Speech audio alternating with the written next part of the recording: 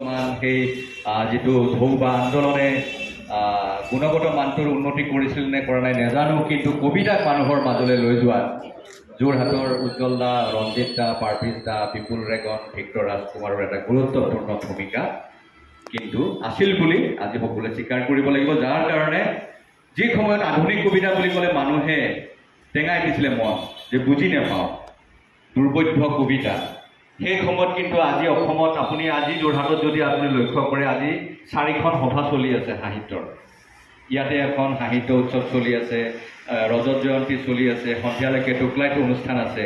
গতিকে কবিতাক লৈ মানুহৰ এই উন্মাদনাটো কিন্তু আহিছে আজি 25 বছৰৰ ভিতৰত।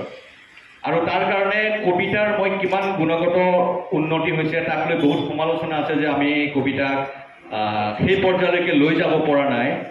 কিন্তু কবিতাক মানুহৰ মাজলৈ লৈ যোৱাৰ যিটো আমাৰ উদ্দেশ্য আছিলে, যেনেদৰে গুৱাহাটীত আমাৰ এটা উদ্দেশ্য আছিলে, তেনে যোৰহাটৰ কবিসকলৰ এটা উদ্দেশ্য আছিলে, তাত মই ভাবোঁ এটা পৰ্যায়লৈকে সফল হৈছোঁ।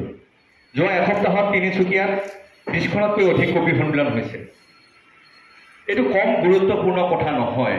যি সময়ত আমি ভাষাৰ সংকটক লৈ কৰিছোঁ, যি সময়ত অসমৰ আটাইতকৈ গুৰুত্বপূৰ্ণ ভূমিকা পালন কৰা সাহিত্যিকে নিজে কয় যে মোৰ নাতি ল'ৰাই অসমীয়া পঢ়িব নাজানে, মই ইমান গ্ৰন্থ লিখি কি লাভ হ'ল, সেই খেদ কৰাৰ সময়ত কিন্তু আজি অসমত হেজাৰ হেজাৰ মানুহে কবিতাৰ জগতলৈকে ঢাপলি মেলিছে, কবিতা লিখিছে। সি সামাজিক মাধ্যমতে হওক বা কবি সন্মিলনৰ জৰিয়তে হওক বা কাব্যগ্ৰন্থৰ জৰিয়তে হওক। যি সময়ত ভাষা সংকটত পৰে সেই সময়ত ভাষা চৰ্চাটো খুব জৰুৰী হৈ পৰে।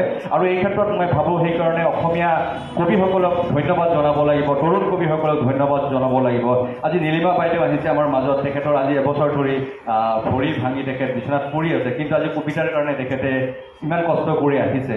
মোৰ বন্ধু বিশ্বনাথ শৰ্মা আহিছে, তেওঁ আচলতে কিছু ৰোগাক্ৰান্ত হৈ আছে, তথাপি আহিছে। আপোনালোক আহিছে কি কাৰণত আহিছে? কবিতাৰ কাৰণে আহিছে। আপোনালোকে কিন্তু সাংস্কৃতিক অনুষ্ঠান চাবলৈ ইমান মানুহ অহা নাই। আমাৰ সাংস্কৃতিক অনুষ্ঠান বুলি ক'লে সকলো মানুহ হিলদোল ভাঙি আহে।